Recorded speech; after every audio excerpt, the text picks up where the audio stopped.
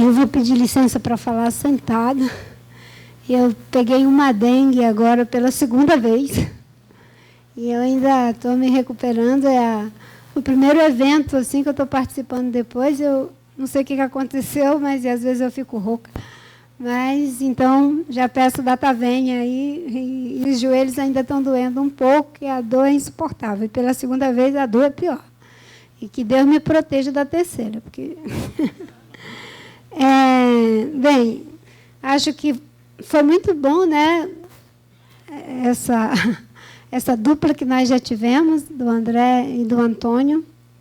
E eu sempre costumo dizer, o lugar que eu falo, né? Eu não tenho uma visão acadêmica sobre o tema da mudança climática e da sustentabilidade, eu tenho muito mais uma experiência vivencial e uma elaboração que vai sendo feita do ponto de vista político em cima disso. Então, é desse lugar que eu vou falar, e já agradecendo quem ajudou o trabalho de trazer elementos muito relevantes, que foi o André e o Antônio, que nos deixa bastante reflexivo, mas também bastante estimulados. Eu fiquei lendo a declaração do Fé no Clima e agradeço o convite, cumprimento a todos aqui nesse espaço interreligioso e de não religiosos. No documento, coloca muito forte a questão social, a questão de aproximar ciência e tradição, né? E eu gosto muito disso, porque, do ponto de vista social, o Brasil ele inovou no mundo colocando a visão socioambiental. Antigamente era uma visão puramente preservacionista, conservacionista, e quem pautou esse debate foi o Brasil do socioambientalismo, a inclusão do homem e o cuidado com os mais frágeis, com os mais pobres. E, por incrível que pareça, isso surge lá no meu Acre, com o líder seringueiro Chico Mendes, que tem ali a raiz do socioambientalismo. A outra coisa que eu achei bastante interessante foi o desafio que temos aqui de agregar a intenção e a transformação que o André já trouxe. E quando a gente vê o Antônio falando, com o olhar da ciência, ao mesmo tempo fazendo esse entrelaçamento entre o saber científico e o saber tradicional, milenar, que é aportado também pelas as tradições religiosas, é muito interessante. A outra coisa que eu achei bastante significativa aqui no documento é que a gente deva fazer um diálogo intergeracional, colocando a juventude no centro desse debate transformador de mudanças de paradigma. Aqui, com exceção de alguns, nós somos todos já aqui dobrando o cabo da Boa Esperança, certo? E alguns jovens. Mas os jovens é que têm a força transformadora, propulsora, não é? Até pegando um pouco aqui a visão do judaísmo, né? Quando o profeta diz que os velhos teriam um sonho e os jovens teriam a visão, né, pastor Ariovaldo? Né? Parece estranho, porque a gente sempre acha que os velhos têm a visão e os jovens têm sonho. Mas existem determinadas chaves de mudança na história em que os velhos só sonham de que isso vai acontecer. Quem tem a força, quem tem a tecnologia, o conhecimento, a propulsão, são os jovens. Então, eu acho que nós estamos aqui diante de um portal civilizatório em que são os jovens que precisam ser envolvidos. E por que nos encanta uma menina adolescente que está fazendo o que a Greta está fazendo? Isso nos encanta, mas, ao mesmo tempo, deve nos assustar. Por quê? Porque a vida busca a vida. O velho Freud já dizia, né? A pulsão de morte é forte. Só existe uma certeza absoluta. Todo mundo nessa sala vai morrer. Para nós das tradições cristãs, achamos que alguns podem ser arrebatados e tal, blá, blá, blá, né? Mas todos nós aqui nessa sala vamos morrer. ele diz a morte é permanente. E a Hannah Arendt vem e diz a morte é permanente e a vida só é vida porque é sucessiva. E a pulsão de morte não consegue vencer a vida porque ela é sucessiva, diz a Hannah Arendt. O homem, ainda que morra, não nasceu para morrer, nasceu para recomeçar. E o que essa menina, esses jovens estão fazendo é esse recomeço da vida que busca a vida, porque a vida é sucessiva. E a pulsão de vida entrou em ação. E ela entra em ação com essa força que a gente nem sabe como explicar. Sabe por quê? Porque a gente está vivendo o limiar. Isso tudo que ele falou que nos assusta, ao mesmo tempo essa esperança vem tentando vencer. E nós temos a responsabilidade, nesse diálogo intergeracional, de ser uma superfície de sustentação para que esses jovens façam a transformação. Nós, mais idosos de todas as tradições, políticos, empresários, etc., etc., etc., não é? Que temos uma vivência, nós temos que deixar de querer ter a ambição de parir, certo? E ser apenas a placenta. A placenta, ninguém diz, eu me lembro da placenta que me guardou. Não, a placenta é fundamental para proteger o filho de matar a mãe ou a mãe matar o filho, correto? Mas é algo que a gente não valoriza muito.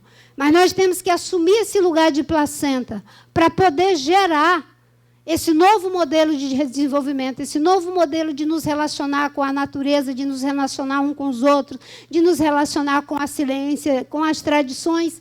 E isso só pode ser vivido nesse caos de uma grande crise.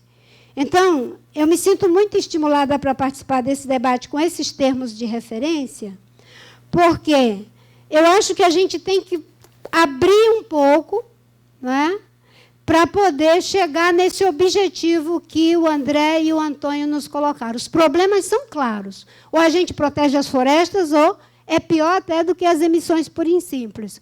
Ou a gente transforma discurso em prática, ou então a gente vai ficar tergiversando e o mundo se acabando. Até rimou um pouco aqui. É pobre, mas rimou. Então, a gente precisa, né, nesse momento difícil, entender esse tamanho maior. Eu tenho trabalhado já há mais de 15 anos com a ideia de que a gente está vivendo uma crise civilizatória. Crises civilizatórias não são fáceis de serem enfrentadas. Com uma diferença de todas que já vivemos, conhecemos. Não é? Porque a crise civilizatória dos egípcios, dos gregos, dos sírios, dos romanos, ela não alcançava geográfica e demograficamente o conjunto da obra. Certo? Um estava colapsando num canto, o outro estava florescendo. Era um manejo sustentável de boom e colapso. A crise que nós estamos vivendo, ela alcança geográfica e demograficamente o planeta inteiro. Porque ela é uma crise econômica, social, ambiental, política e de valores. E, em vários aspectos, até espiritual. A gente vê aqui um problema, né? Quando eu vejo o homem que disse para Jesus, guarda a tua espada na bainha, não é? E uma boa parte de nós, os religiosos cristãos evangélicos, aplaudindo quem faz aquele símbolo lá, eu não vou fazer, que é para ninguém me fotografar e parecer que eu estou fazendo também, né? Sei que aqui nessa sala ninguém faria isso. Não é? Então, a gente está vivendo uma crise em várias dimensões, que se constitui numa única crise, no meu entendimento, uma crise civilizatória. Crises civilizatórias não são fáceis de serem enfrentadas, porque nós nem temos um acervo de experiência para recorrer a ele. Os gregos colapsaram mesmo, os romanos, os egípcios e etc. Né?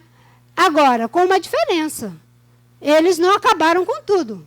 A nossa crise pode acabar com a vida, que é o que existe de mais radical. Na minha percepção, todo esse alinhamento, essa Terra girando nessa velocidade, toda essa complexidade, só tem um sentido no berçário do universo: possibilitar a vida acontecer. É o que há de mais belo, de mais complexo, de mais frágil é a vida. Se a gente acabar com tudo isso, parece que toda essa engenharia que dá sustentação à vida vira uma inutilidade.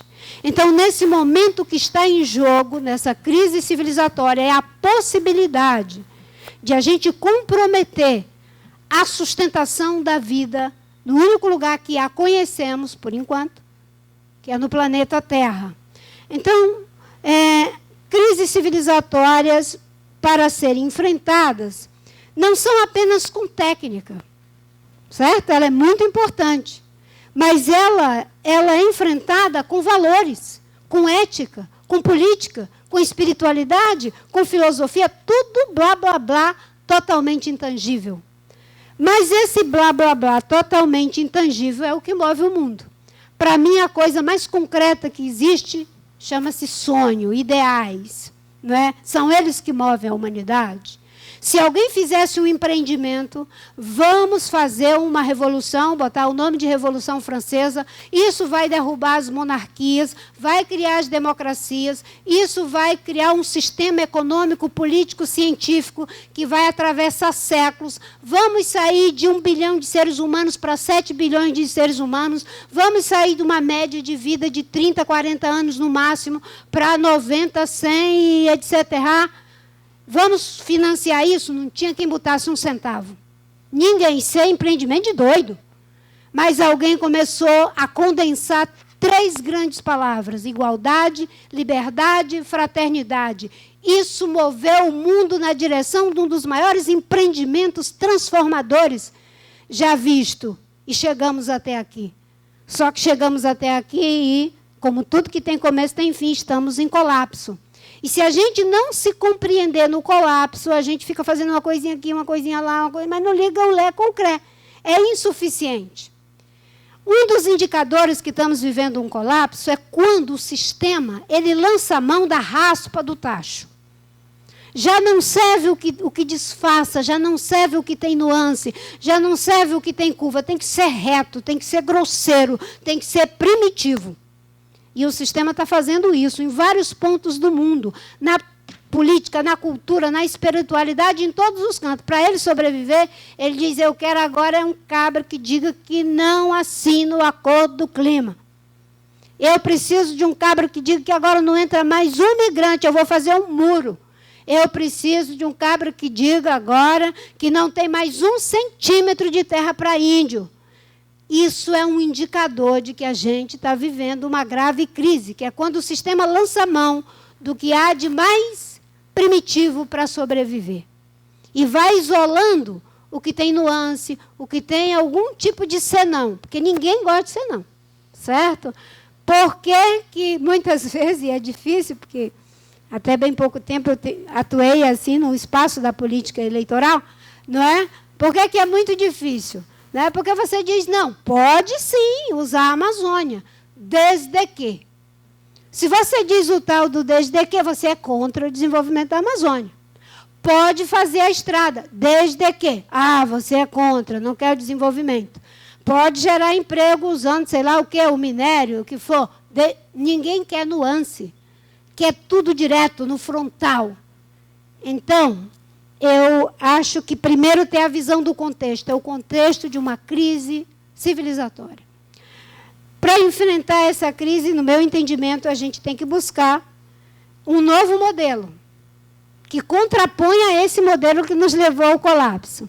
As Nações Unidas trabalham com a ideia de 4 dimensões de um modelo sustentável. Para ser sustentável, não vou explicar nenhum deles, acho que tem que ser sustentável do ponto de vista econômico, social, cultural e ambiental. Eu inventei mais 4. Tem que ser sustentável do ponto de vista econômico, social, ambiental e cultural, mas tem que ser também do ponto de vista político. A maior parte dos problemas não são problemas técnicos, são problemas éticos e problemas políticos. Tem que ser sustentável do ponto de vista ético, tem que ser sustentável do ponto de vista estético. O pão de açúcar, na voz de um racionalista, é apenas uma pedra grande, já que vai ter as Olimpíadas, poderia alguém ter de transformar em brita. Nenhum de nós ia deixar. porque aquilo tem um valor estético, tem um valor pictórico, tem um valor simbólico para o mundo e para os cariocas. A sustentabilidade tem também uma dimensão estética. E para ser um modelo sustentável, para os que creem, tem que ser também do ponto de vista espiritual. Porque alguém que diz que ama o Criador e detona a criação, sinceramente, né, vá tomar jeito. Porque a coisa que há de mais bela é o berçário que nós estamos incluídos. Todos esses compromissos que foram assumidos na Convenção de 92 e nas que vieram em seguida do clima, da desertificação, da biodiversidade, tem um sentido: reverter em um ponto, na crise ambiental global, aquilo que é capital, que é a possibilidade de acabar com a vida. Nesses 20 anos, não só aquele do Svante Arrhenius, né, que o Antônio falou, nesses anos todos, desde a Eco 92, 27 anos, né? 27 anos, também estão protelando. E cada governo faz o dever de casa, uma boa parte das empresas faz com muita eficiência para que a gente não alcance os objetivos. Nesse momento, é preciso que a gente assuma compromissos em algumas direções. A dimensão do compromisso em mim. O que eu faço como indivíduo para melhorar o planeta, na minha prática do cotidiano. O que eu faço através de mim, na interação com outras pessoas, com outros agentes. E o que eu faço nessa interação para ter uma diferença ao redor de mim, que é o espaço da política, é quando a grande transformação alcança todo mundo. Nós aqui talvez não tenhamos a força da política, mas nós podemos fazer algo concretamente nós, mudando as nossas práticas. Podemos fazer algo através de nós, que pode ser uma manifestação, pode ser trabalhando para que não se tenha mais prefeito que acha que desenvolvido é o município que polui, ou sei lá o quê. Isso também pode ser através de nós, não é? E ao redor de nós é o resultado de tudo isso, quando envolve a política, os empresários e as pessoas. A luta ambiental e a transformação do modelo insustentável no modelo sustentável precisa ser inclusiva, não é? Alguém me perguntou, foi você, como é que faz para isso não ser tão tensionado, né? Aí a pessoa cria ódio do André e não deixa ninguém conversar com ele. Vê se pode, em pleno século XXI, e numa democracia. Como é que a gente faz para não ser tenso? Porque a gente confronta. Mas a gente pensar o seguinte: a luta ambiental é inclusiva. O cientista precisa de água potável? Aquele que tem o conhecimento tradicional, a ciência tradicional também precisa. O empresário precisa de terra fértil? O trabalhador também. O homem precisa, a mulher também, o velho, a criança. É uma luta inclusiva, tem coisas que é para todos nós. É nesse território da natureza que o lobo dorme com o cordeiro e vice-versa. Porque todos eles, tanto grandes, ricos como pobres, cordeiro como lobo, não vivem sem terra fértil, não vivem sem ar puro, não vivem sem água potável e outras cositas mais. É uma luta inclusiva, uma luta generosa. Nós, ambientalistas, e eu falo isso, a gente tem assim, o tempo de validade. Né? Eu estou nessa luta desde 1900 em Hong Kong. O Israel como empresário. Aí aparece um novo convertido e a gente diz assim: ah, mas aquele safado derrubou muita mata. Quantas embuias, né? No tempo das embuias, né? No Paraná. Ele derrubou. Mas se ele realmente mudou, teve, sei lá, um compromisso, a gente tem que ser inclusivo. A linha de medir tem que estender para frente, não é para trás, para que a gente possa ter mais gente fazendo a diferença. Esses compromissos de mudança do modelo de desenvolvimento é o que está posto para o mundo. O Brasil tinha um papel de protagonismo, conquistou isso. Durante muito tempo nós conseguíamos deixar de fazer coisa ruim, fazia coisa boa por pressão externa. Não tenho tempo de falar aqui. Depois veio o tempo, a partir dos anos 2000, que nós começamos a ter pressão interna, já estou terminando, e os resultados eram vistos lá fora. Nós tivemos um papel na Convenção do Clima, nós tivemos um papel na Convenção da Biodiversidade, da desertificação, um monte de coisas, éramos protagonistas. Hoje nós voltamos para um tempo em que voltamos a ser pressionados externamente.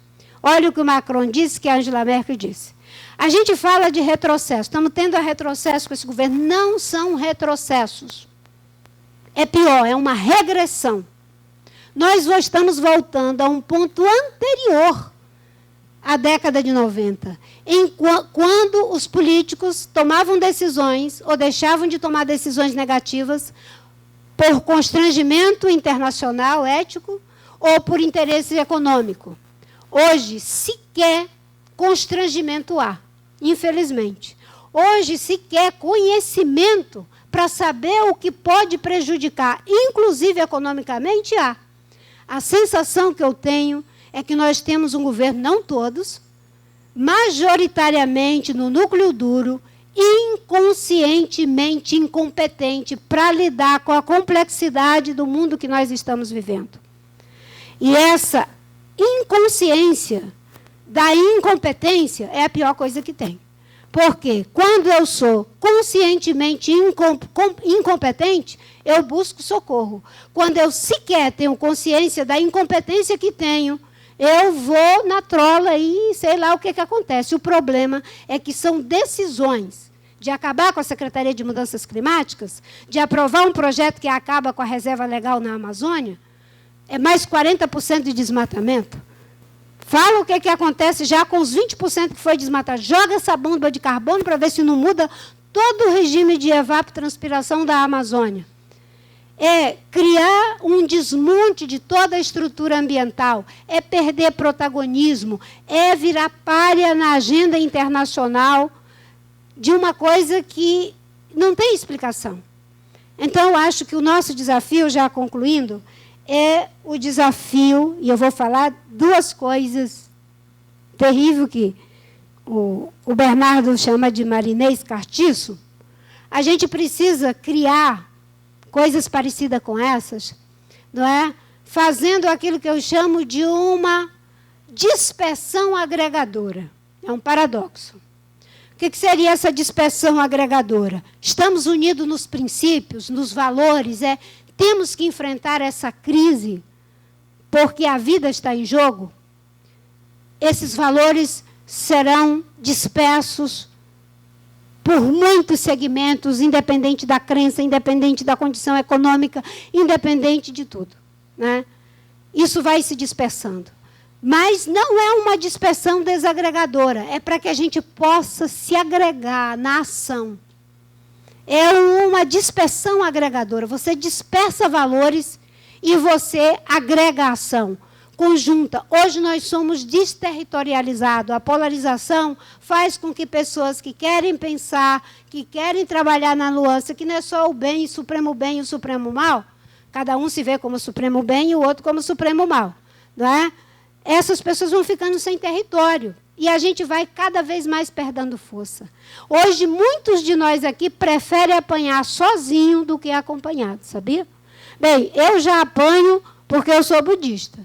Se eu for me meter com a Marina, eu vou apanhar mais, porque ela também, ainda por cima, é sei lá o quê, tartaruga, é não sei o quê, e bababá. Aí o outro pensa, eu já apanho porque eu sou de uma tradição religiosa que não é da maioria. Se eu me juntar com não sei o quê, aí é que eu vou apanhar mesmo. E fica cada um no seu quadrado. E com isso não formamos uma superfície de sustentação para dar suporte à transformação na visão, no processo e nas estruturas. A grande mudança que eu acho que precisa ser feita é que a gente precisa ter uma visão que seja cada vez mais agregadora nos valores. Claro, que não vai unificar ou uniformizar, mas tem princípios que são básicos. E com esse espírito, né, eu diria, a gente vai estar servindo de placenta para ter um mundo que seja sustentável do ponto de vista econômico, social, ambiental, político, de valores e para os que creem espiritual. Muito obrigada.